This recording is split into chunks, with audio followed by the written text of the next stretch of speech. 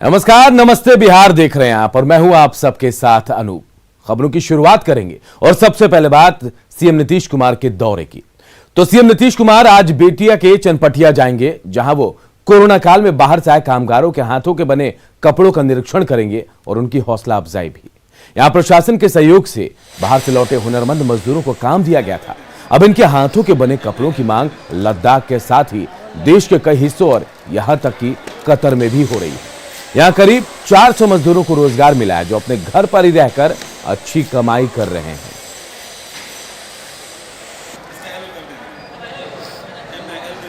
तो देखिए, बेतिया के चनपटिया जाने वाले हैं मुख्यमंत्री नीतीश कुमार और उन लोगों से मुलाकात करेंगे जो कोरोना काल में अपने घर लौटे थे और यहां उन्होंने एक स्टार्टअप के तहत अपना काम शुरू किया, कपड़ों की बनाई शुरू की, उसके बाद अच्छी कमाई भी कर रहे हैं। प्रफुल्ल हमारे सहयोगी हमारे साथ जुड़ गए हैं। प्रफुल्ल की रिपोर्ट देखिए हमारे सहयोगी की। खड़ा हूं चनपटिया के बाजार समिति में, जहां देख सकते हैं कि आप स्टार्टअप जोन जो है वो तैयार किया गया है, जिसके तहत sari, lehenga, jacket, track suit, bat और लकड़ी से संबंधित जो एक से एक जो सामान तैयार किया गया है, जिसको यहाँ पे लगाया गया और इस पूरे बाजार समिति में स्टार्टअप जोन बनाया गया है, जहाँ से लोग अपना कारोबार कर रहे हैं और बड़े पैमाने पर यहाँ से दूसरे जगह सप्लाई भी हो रही है। हमारे साथ कुछ कारीगर हैं, हम उनसे जानना चाहेंगे कि क्या कुछ तैयारी है। आप लोग कोरोना काल में लॉकडाउन में यहाँ पे लौटे, अब आपके हुनर को देखने के लिए खुद सीएम यहाँ पे आने वाले हैं, कैसा लग रहा है आपको? अच्छा लग रहा है। हाँ, मुख्यमंत्री आएंगे, क्या कुछ उम्मीद है आप लोगों को? यहाँ आएंगे तो बहुत उम्मीद है कि हम और काम करने के लिए आगे मतलब वो बढ़ावा देंगे जी। मुख्यमंत्री के आने से खुशी है आपको? जी। आप लोग क्या कुछ करते हैं यहाँ पे जो startup zone? Sir, startup zone में हम लोग यहाँ साड़ी बनाते हैं, लहंगा बनाते हैं, सूट बनाते हैं, शेरवानी वगैरह, मतलब अनेक प्रकार के डिजाइन बनाते हैं। काम कर रहे हैं यहाँ पे आके, क्या कुछ प्रशासन की तरफ से मदद मिली और अब खुद सरकार यहाँ पे आ रही है? जी सर, प्रशासन की तरफ से पूरी मदद मिली, हम लोग जैसे सपोर्ट चाहिए पूरी सपोर्ट मिली है श्री कुंदन कुमार की तरफ से और जिला प्रशासन की ओर से हमें खुल के परफॉर्मेंस करने का मौका दिए हैं और खुल के हम लोग काम करें, पूरी सपोर्ट किए हैं। आप बाहर में काम करते थे, यहाँ खुद अपने घर में अब मालिक बने हैं, कैसा महसूस हो रहा है? और आपके हुनर को देखने के लिए खुद नीतीश कुमार आ रहे हैं, क्या कुछ खुशी है? हमें बहुत खुशी है। हम चाहते हैं कि हमें और मतलब हमारी हिम्मत बढ़ाएं, हम और भी आदमी को लेकर के आकर के यहाँ फैक्ट्री मतलब सूरत, दिल्ली, लुधियाना से हम ज़्यादा मतलब बड़ा बनाना चाहते हैं अपना पश्चिमी चंपारण को। हम लोग मशीनें भी समझिए कि जितने आदमी हैं हमारे बिहार के ही हैं, मशीनें भी बनाना सब बिहार के ही आदमी हैं। हम मशीनें भी यहीं पैदा करेंगे, कपड़ा भी पैदा करेंगे यहीं पे सारा। हम खुद कपड़ा बनाने जा रहे हैं, जो टी शर्ट, पैजामा ये सब बना रहे हैं, ट्रैक सूट बना रहे हैं, उसका कपड़ा हम खुद बनाएंगे यहाँ। तो निश्चित तौर पे जो कारीगर और जो हुनरमंद यहाँ के जो लोग हैं, उनका हौसला जो है वो 7वें आसमान पर है और आने वाले समय में ये कहना गलत नहीं होगा कि आने वाले समय में बेतिया जो है, बेतिया का जो ये विकास मॉडल है वो पूरे देश के लिए नज़ीर बनेगा। प्रफुल्ल कुमार, न्यूज़ 18, बेतिया। मुख्यमंत्री नीतीश कुमार ने राजधानी जलाशय का भी दौरा किया और वहां की व्यवस्थाओं का जायजा लिया। 4 जनवरी से इस जलाशय को बच्चों के लिए खोल दिया जाएगा।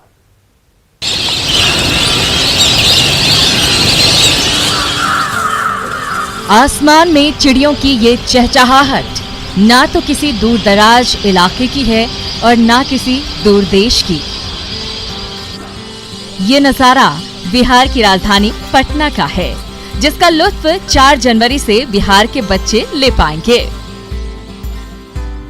नई पीढ़ी को प्रकृति के बारे में पूरा एहसास होना चाहिए और एक चीज है कि किसी चीज को पढ़ सकता है, जान सकता है, ये सीधे देखना है, तो देखने का कितना व्यापक असर होता है मन पर। उसी दृष्टिकोण से हम लोग ये चाहते हैं।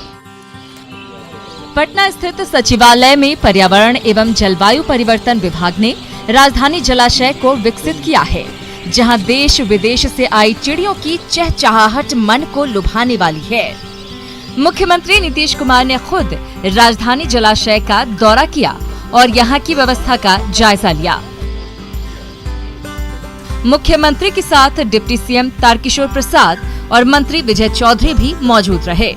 इस जलाशय में चिड़ियों के रहने और खाने की व्यवस्था की गई है।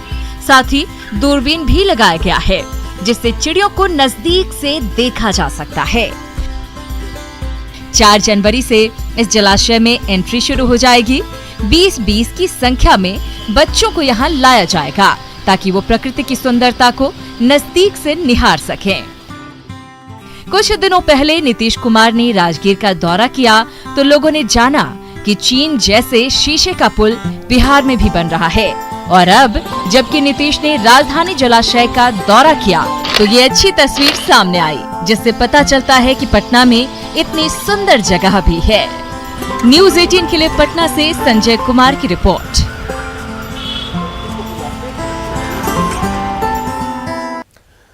इधर बिहार के मुख्यमंत्री नीतीश कुमार ने जदयू में टूट की खबरों को सिरे से खारिज कर दिया है। नीतीश ने कहा कि किसी भी प्रकार का कोई भी दावा कर रहा है लेकिन सब बेबुनियाद है। ऐसे दावे में कोई दम नहीं है। पार्टी में आपके टूट का दावा कर रहे हैं। कोई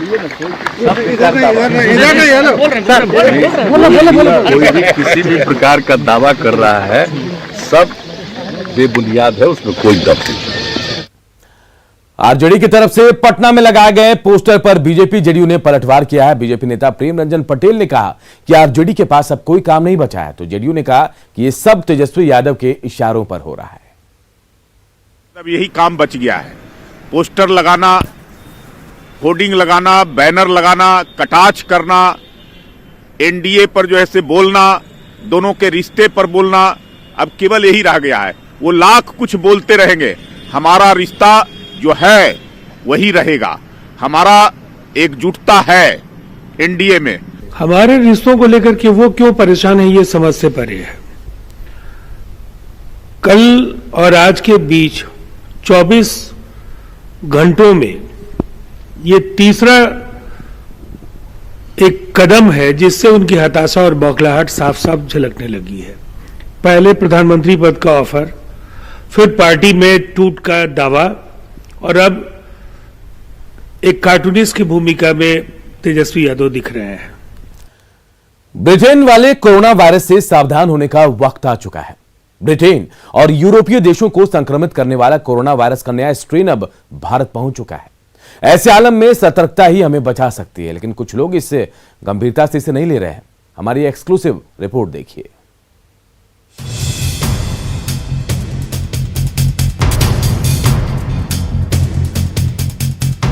पटना का रेलवे जंक्शन, जहां हजारों लोगों का आना जाना होता है। नए साल के दस्तक से पहले ब्रिटेन वाले कोरोना ने फिर सबके कान खड़े कर दिए हैं। ऐसे में न्यूज़ 18 की टीम ने मास्क को लेकर लोगों की संजीदगी का रियलिटी टेस्ट किया। यहाँ मास्क नहीं लगाने वाले चेहरे ज्यादा दिखे। मास्क नहीं लगाने के पीछे जो लोगों का तर्क था, उसे सुनेंगे तो आप भी दांतों तले उंगली दबा लेंगे। लगाइएगा? नहीं लगाएंगे हम। डर नहीं लगता है? नहीं, हम नहीं लगाएंगे। ये कोरोना पॉजिटिव लाया कौन है? सरकार, गवर्नमेंट लाई है। मास्क आप नहीं लगाएंगे, यही बताना है ना। मास्क क्यों लगाएंगे? नहीं लगाएंगे। जब मरना होगा ऐसे भी मरना है, ऐसे भी मरना है।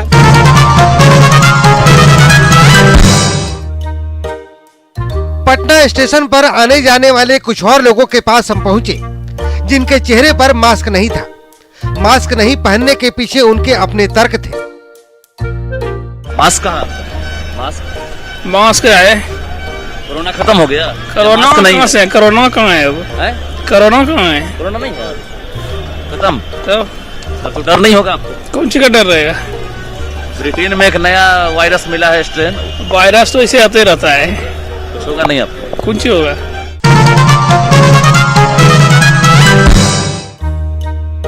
कुछ ऐसे लोग भी मिले जिनके पास मास्क या रुमाल तो था, लेकिन वो चेहरे पर नहीं बल्कि जेब में था। जान का डर नहीं है? जान का तो डर है। लगा लेते ना मास्क तो पास में ही है, लगाए नहीं, लेकिन मास्क पास में। बच जाइएगा, पॉकेट में रहेगा मास्क तो। नहीं बचेंगे कैसे? ये तो रुमाल का है, मास्क बना के रखे हैं, इसी से बांधते हैं। सर हम मास्क लाते थे, भुला गए सर हम। भुला गए? जी सर। बगल में दुकान है, खरीद लीजिए। ये खरीद लेंगे सर। पॉकेट में पैसा है ना? पैसा नहीं भी रहेगा तो 10, 15, 20, 50 जरूर रहेगा, ले लेंगे। 20 रुपया में पान खा लेते हैं ना? जी पान तो नहीं खाते हैं। नहीं खाते हैं। तो कभी कभी एक आगू गुटका खा ले, झूठ नहीं बोलेंगे 10 से 20 रुपया में मास्क मिल रहा है तो जी ले लेंगे सर। जी सर ले लेंगे। नए साल में वैक्सीन तो आने वाली है, लेकिन जब तक आम लोगों तक पहुंच नहीं जाती तब तक कोरोना का खतरा बरकरार है। ऐसे में आपके चेहरे पर लगा मास्क ही सबसे बड़ा हथियार है। न्यूज 18 के लिए पटना से रजनीश कुमार की रिपोर्ट। इसी बीच पटना एम्स ने कोवैक्सीन के तीसरे फेज के ट्रायल का लक्ष्य पूरा कर लिया। इसके बावजूद अगले 4 दिनों तक ट्रायल की प्रक्रिया जारी रहेगी।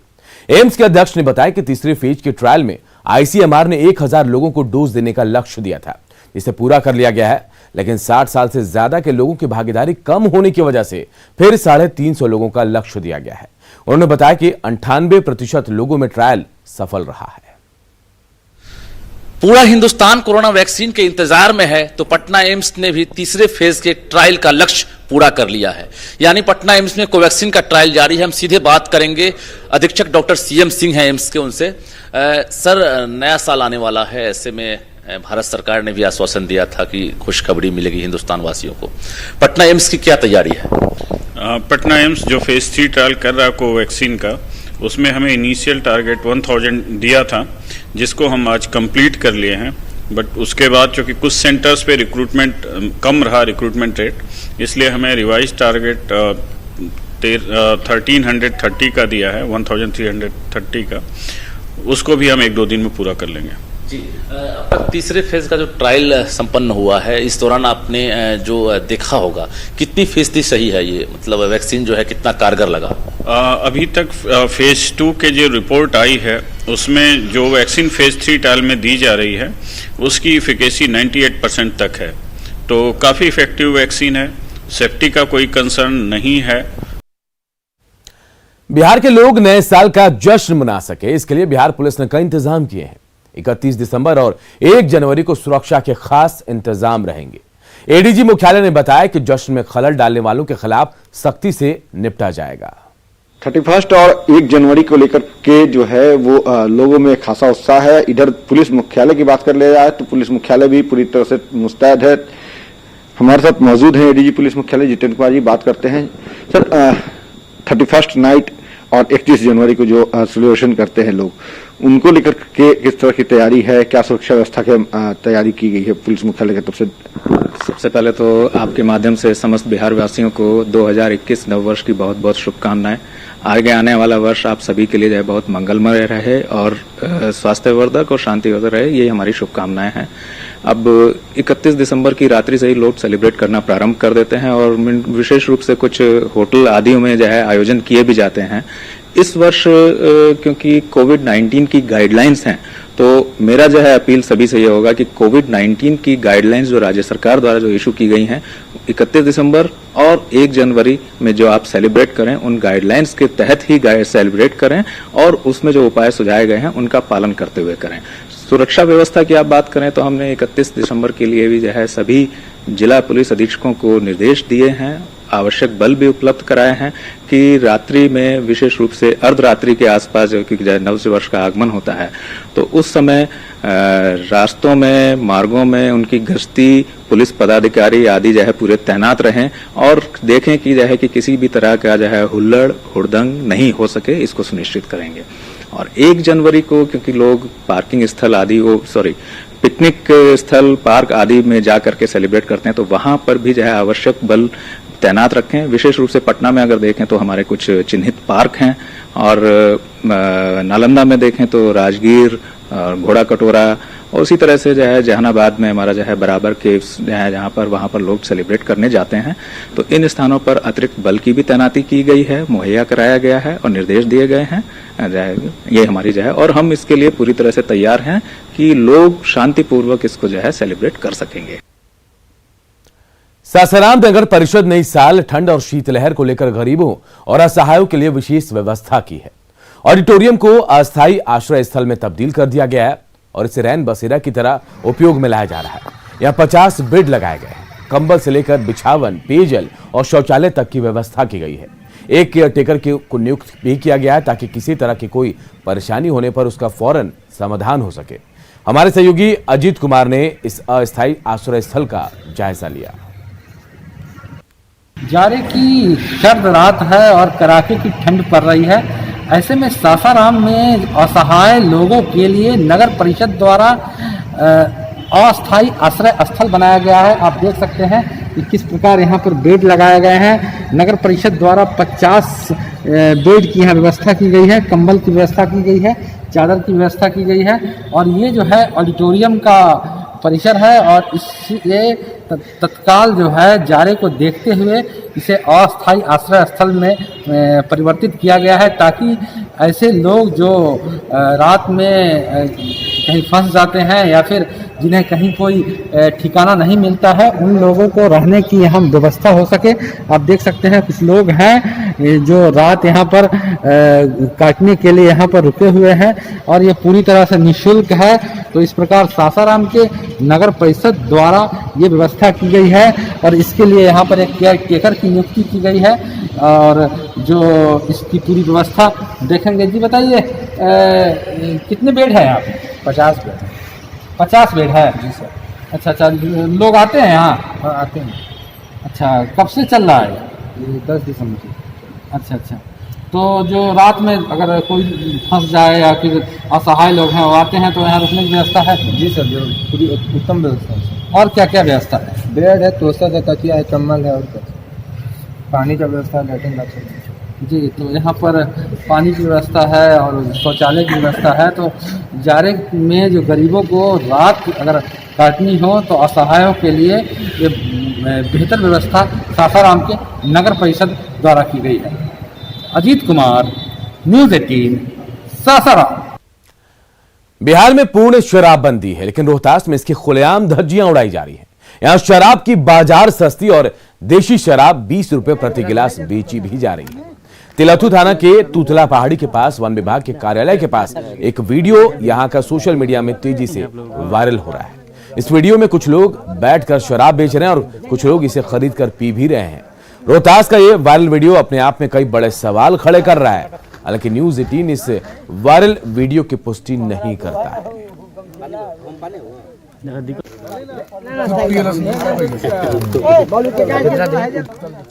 इधर कैमूर में शराब के खिलाफ अभियान के दौरान कैमूर पहाड़ी से हथियार बरामद किए गए। पुलिस ने 2 देसी बंदूक और 1 एयरगन बरामद किया है। पुलिस शराब के खिलाफ लगातार अभियान चला रही थी और कैमूर पहाड़ी के मसानी और भुरकुंडा गांव में देशी शराब की कई भट्टियों को ध्वस्त किया गया। इसी दौरान हथियार बरामद किए गए। 3 लोगों के खिलाफ प्राथमिकी दर्ज की गई है, लेकिन किसी की गिरफ्तारी नहीं हो पाई। एक गुप्त सूचना मिली थी कि चैनपुर थाना के भुरकुरा और मसानी गांव में अवैध शराब का निर्माण किया जा रहा है। ये पहाड़ी क्षेत्र और जंगली क्षेत्र है। कल एएसपी अभियान के और 2-3 थानों के साथ एक संयुक्त ऑपरेशन किया गया था वहां पे। उसी क्रम में बड़ी मात्रा में अर्धनिर्मित शराब को नष्ट किया गया और 2 हथियार और गांजा भी बरामद किए गए। पटना के विक्रम में बच्चा चोरी का आरोपी मॉब लिंचिंग का शिकार होते होते बच गया। बच्चे की किडनैपिंग कर भाग रहे युवक को लोगों ने पकड़ लिया और उसके पिटाई शुरू कर दी। इसी दौरान पुलिस वहां पहुंची और युवक को भीड़ से बचा लिया। युवक ने खुद का नाम अजय कुमार बताया, जो पटना के पालीगंज का रहने वाला है। वहीं उसका एक साथी जो है वो फरार हो गया। बच्ची के पिता ने बताया कि 2 युवक बच्ची को लेकर भाग रहे थे, लेकिन स्थानीय लोगों ने पीछा कर एक को पकड़ लिया जबकि दूसरा भाग गया। पुलिस आ रही है यहीं पे। आ रही नहीं है, चले अरे कहाँ कर रहे? घर पानी थाना इन्हें का लड़की कहाँ लेके भाग रहा था? नहीं सर, तो कहाँ लेके भागा था?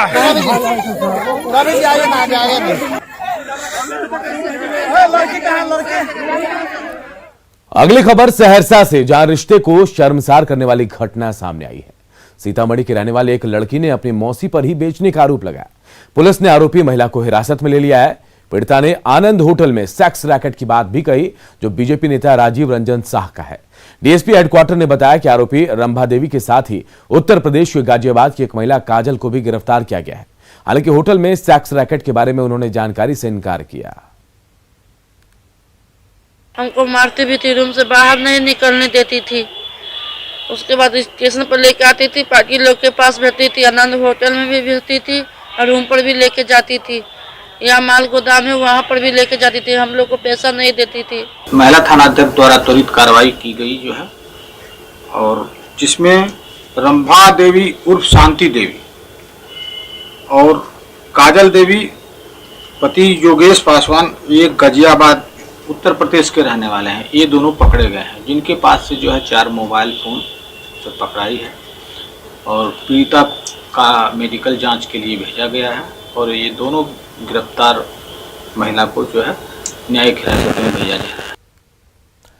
औरंगाबाद सदर अस्पताल में इंजेक्शन देने के नाम पर एक महिला नवजात बच्चे को लेकर फरार हो गई। बच्चे के जन्म के बाद एक महिला पहुंची और इंजेक्शन देने के नाम पर उसे ले गई, लेकिन अस्पताल से वो फरार हो गई। परिजनों ने बताया कि वो दवा लेने के लिए बाहर निकले थे और इसी दौरान वार्ड में एक महिला पहुंची और बच्चे को लेकर फरार हो गई। पीड़ित परिजनों ने सिविल सर्जन से मुलाकात की, जिन्होंने सीसीटीवी फुटेज की जांच कर आरोपी को पकड़ने की बात कही। दिया के आन के माई के बच्चा के कली के लिए दूध पियाओ। अब हम चल गई चार लाने बैठे तो बच्चा इतना देरी में अथी हो गए। क्या हो गया? लेके भाग गया माँ के गोदी में। कौन लेके भागा? अब वो तो नाम पहचान की कौन लेके चल। दरभंगा सोना लूटकांड के आरोपी विकास झा को गिरफ्तार कर लिया गया है। एसएसपी ने बताया कि पकड़े गए विकास झा की हाजीपुर और मुजफ्फरपुर सोना लूटकांड में भी तलाश थी। आरोपी के पास से मुथूट फाइनेंस कंपनी से लूटा गया 126 ग्राम सोना भी बरामद किया गया है। साथ ही उसके भाई के घर से पिस्टल और कारतूस भी मिले हैं। विकास झा को एसटीएफ की मदद से मुंगेर से पकड़ा गया था। हालांकि पुलिस दरभंगा सोना लूटकांड में सीसीटीवी फुटेज में दिख रहे एक भी आरोपी को नहीं पकड़ पाई है और न ही सोना बरामद हो सका है।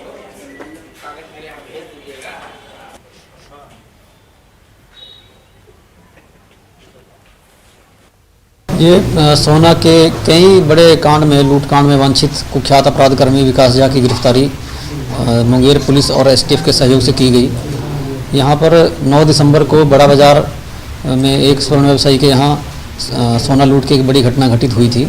इस क्रम में पहले भी लाइनर और कुछ लोगों को गिरफ्तार करके जेल भेजा गया है। इस अनुसंधान के क्रम में एक नई चीज़ सामने आई थी कि विकास कुमार झा जो कि सोना लूट का कुख्यात अपराधी है, उसकी इसमें संलिप्तता के कुछ साक्ष्य मिले थे। इसकी गिरफ्तारी हुई और इससे पूछताछ हुई। और इस बुलेटिन में इतना ही, लेकिन खबरें लगातार जारी। देखते रहिए न्यूज़ 18 बिहार झारखंड।